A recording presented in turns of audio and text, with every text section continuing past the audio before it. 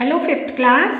Now we are starting chapter number 5 which is very interesting, health and hygiene. अब हम पढ़ेंगे इसमें आप पढ़ोगे इस चैप्टर में अपने हेल्थ के बारे में और हाइजीन के बारे में कि हमें किस तरीके से रहना चाहिए जिससे हमारी हेल्थ अच्छे से रह सके और किस साफ सफाई के साथ रहना चाहिए। ओके चलिए, तो वर्ल्ड हेल्थ ऑर्गेनाइजेशन यानी कि WHO ने इसको डिफाइन किया है वर्ल्ड हेल्थ को कि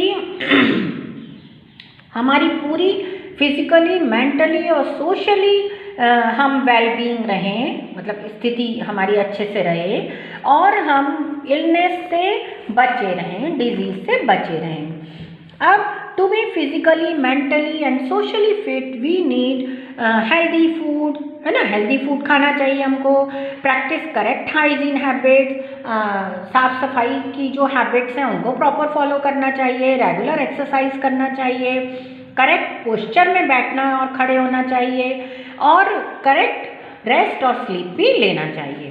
तो सबसे पहले अब हम फूड के बारे में स्टडी करते हैं कि हमारा जो फूड है वो हमें क्या क्या देता है, किस किस तरीके से हमारी हेल्प करता है। देखिए, food give us energy to do work, food हमको एनर्जी देता है काम करने के लिए। Food helps in the growth and repair of worn out tissue, हमारी ग्रोथ में हेल्प करता है। It gives us strength, strength देता है टू डिजीज से लड़ने के लिए। और it helps the body to function properly function करे हमारी बॉडी, उसमें हेल्प करता है। और फूड सेटिस्फाइज अवर हंगर, और फूड हमारी हंगर को, भूख को मिटाता है। अब है न्यूट्रिएंट्स इन फूड। फूड में डिफरेंट टाइप के न्यूट्रिएंट्स होते हैं, यानी कि ऐसे कुछ केमिकल्स होते हैं जिनको हम न्यूट्रिएंट्स कहते हैं, और वो न्यूट्रिएंट्स हमारी बॉडी ग्रोथ के लिए, एनर्जी देने के लिए, डिजीज से लड़ने के लिए, सब में हेल्प करते हैं। अब बहुत सारे फूड ऐसे होते हैं जिनके अंदर मिक्सचर होता है न्यूट्रिएंट्स का, है ना, यानी कि सभी न्यूट्रिएंट्स मिले हुए होते हैं मोस्टली। तो ये हमें इस तरीके के न्यूट्रिएंट्स मिलते हैं पूरे। अब कौन कौन से न्यूट्रिएंट्स होते हैं, देखो, प्रोटीन है, विटामिन है, कार्बोहाइड्रेट है, फैट है, मिनरल्स है, ये सारे न्यूट्रिएंट्स होते हैं। अब वो डाइट हमें लेनी चाहिए जिसके अंदर ये सारे न्यूट्रिएंट्स प्रॉपर अमाउंट में हो, उसे हम बैलेंस डाइट कहते हैं, और वही डाइट हमारी ग्रोथ को हेल्प करती है। ठीक है, चलिए, सबसे पहले हमारा है न्यूट्रिएंट है प्रोटीन। हमको प्रोटीन प्लांट से और एनिमल से, दोनों से मिलता है। प्लांट प्रोटीन यानी कि जैसे नट्स हो गए, आपके सोयाबीन, पीस, इनके अंदर प्रोटीन होता है। और एनिमल प्रोटीन यानी मिल्क हो गया, एग हो गया, मीट हो गया, ये सब। ठीक है, अब ये क्या करता है, हमको जो हमें चोट वगैरह लग जाती है उसमें हीलिंग करने में हेल्प करता है, ब्लड सेल्स बनाता है, ग्रोथ में हेल्प करता है। चलिए, नेक्स्ट टॉपिक है कार्बोहाइड्रेट। अब कार्बोहाइड्रेट हमें कहाँ से मिलता है, प्लांट से मिलता है, जैसे कि पोटैटो हो गए, सीरियल्स हो गए, है ना, वीट हो गया, ये हमें मिलता है, कार्बोहाइड्रेट मिलता है इनसे। और कार्बोहाइड्रेट हमें क्या करता है, एनर्जी देता है और हमारे फूड को टेस्टी बनाता है। ठीक है, अच्छा, अब कुछ हमें अदर कार्बोहाइड्रेट भी हैं, जैसे कि मतलब अदर फूड भी हैं। एक ये जो फूड है, जैसे राइस है, आपका पोटैटो है, वीट है, ये तो हमें देते हैं स्टार्च कार्बोहाइड्रेट। और जैम है, जेली है आपका, और हनी है, ये हमें देते हैं शुगर के फॉर्म में कार्बोहाइड्रेट। ठीक है, अब नेक्स्ट है फैट। फैट हमको एनिमल से भी मिलता है और प्लांट से भी मिलता है। एनिमल फैट के अंदर हमारा घी, बटर, ये आ जाएगा, और प्लांट फैट के अंदर ऑयल्स आएंगे। ठीक है, तो ये हमारे फूड को क्या करता है, ये हमारे फूड को टेस्टी बनाता है और साथ ही साथ हमारी बॉडी को वार्म रखने में हेल्प करता है। ठीक है, नेक्स्ट है मिनरल्स।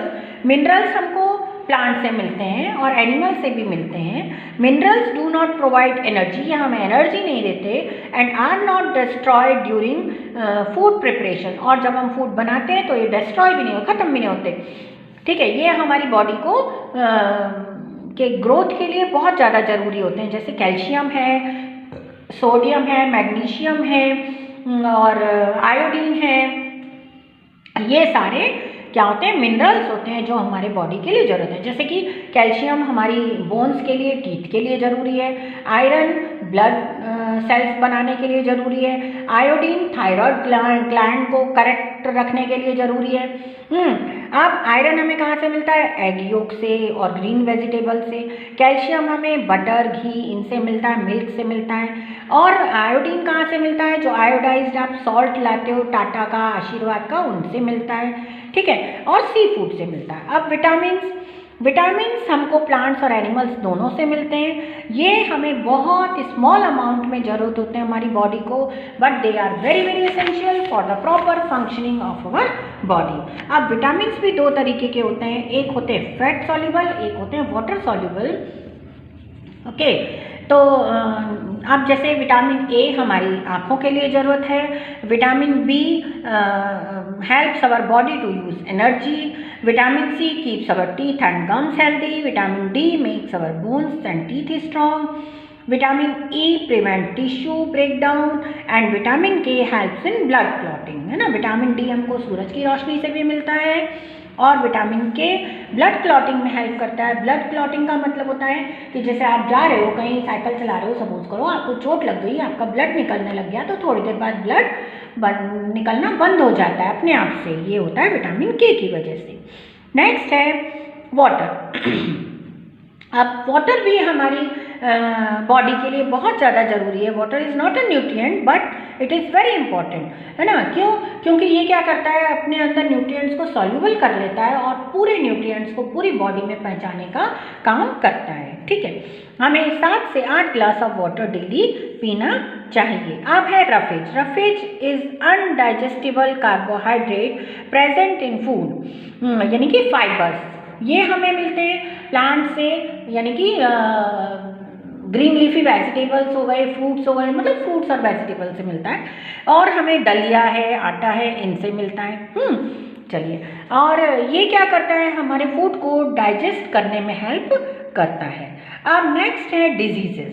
अब diseases is a state in which the body और body part does not function properly. Disease क्या स्टेट है कि जब हमें कुछ अजीब सा फील होता है, मतलब सही फील नहीं करते हैं हम, है ना। हमारी बॉडी ऐसा लगता है कि बॉडी का कुछ पार्ट में कुछ गड़बड़ है, दर्द है, यहाँ है वहाँ है ना, तो हाँ वो डिजीज़ होती है। डिजीज़ दो तरीके की होती हैं, जैसे कि कम्युनिकेबल डिजीज़ और नॉन कम्युनिकेबल डिजीज़। अब कम्युनिकेबल डिजीजेस कौन सी होती हैं, देखो, communicable diseases are those that can be passed from one person to another, है ना। जो एक पर्सन से दूसरे पर्सन में पास होती हैं उनको कम्युनिकेबल डिजीज़ कहते हैं। Most communicable diseases are caused by microscopic organisms called germs. ज़्यादातर जो कम्युनिकेबल डिजीजेज हैं वो जर्म्स की वजह से होती हैं ज़्यादातर, है ना। जैसे कि वायरसेस, ज़्यादातर जैसे कि viruses, bacteria, fungi, protozoa, they are germs. अब इन्फ्लुएंजा और फ्लू इज कॉज, आजकल आप देख ही रहे हो, कोरोना वायरस की वजह से है ये बीमारी, है ना।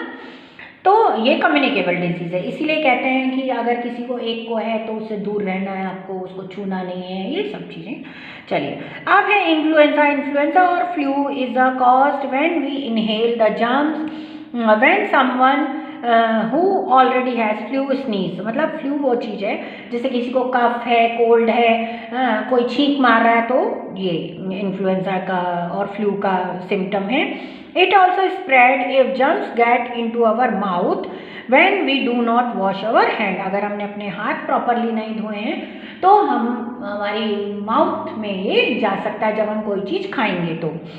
To prevent flu, we should cover our mouth when we sneeze or wash our hand regularly. हमको जब छींक आए तो अपने मुंह को ढकना है और हाथों को प्रॉपरली बार बार वॉश करना है।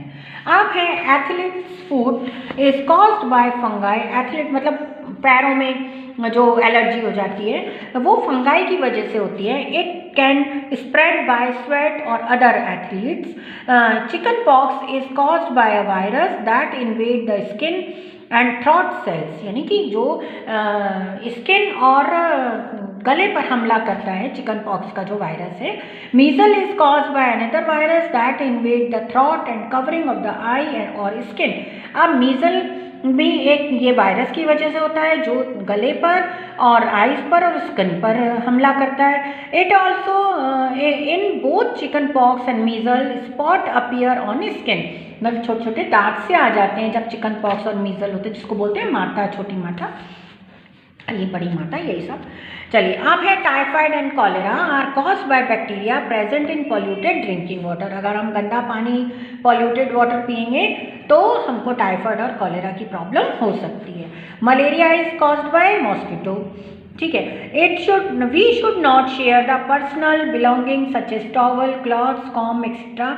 हमारे जो टॉवल है, हैंकी है, कॉम है, ये सब हमें शेयर नहीं करना चाहिए। अगर पर्सन को कम्युनिकेबल डिजीज़ है या नहीं, तब भी हमें शेयर नहीं करना चाहिए।